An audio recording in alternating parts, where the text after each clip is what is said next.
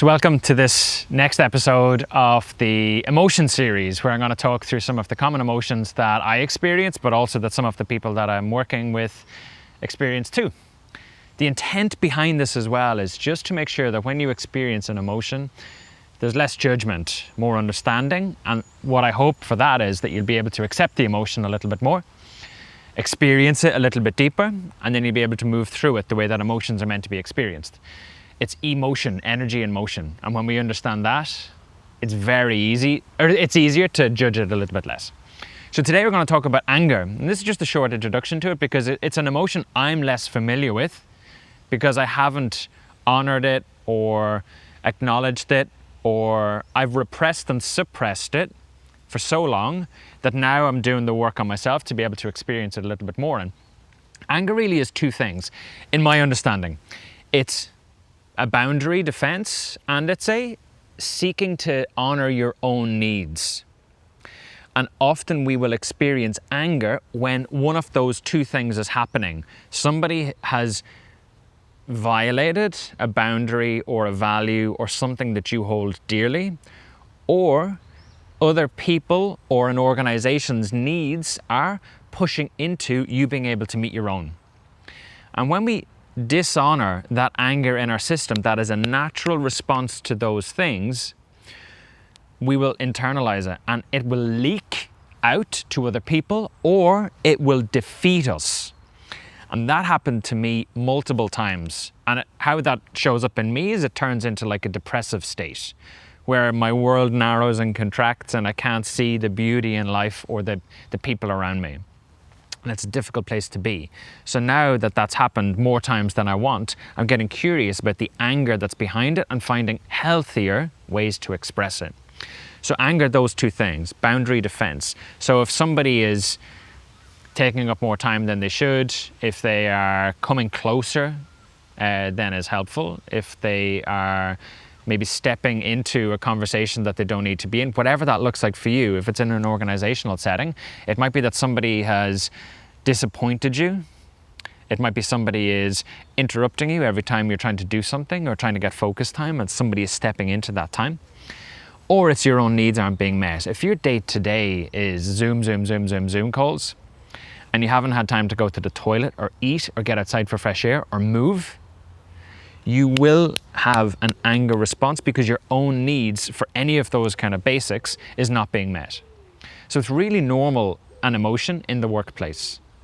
And yet the expression of it is what we judge, and so we hide that response in our bodies. Some things that I've tested to try and help with experiencing anger, but also finding ways to express it is. So we think there's two approaches to anger. One is to express it. So get violent with somebody else, get violent and smash and break things, or don't express it and internalize it and suppress it. Again, I've mentioned that one will turn to depression. The other one will ruin relationships or hurt you or other people or something that you care about. A third response, and I learned this from Joe Hudson, is to express anger or move anger, but not at someone or at something. And so an example that I've been doing is, I've two things. One, don't judge me for what I'm about to say, but I scream in the car and I try to shake the steering wheel.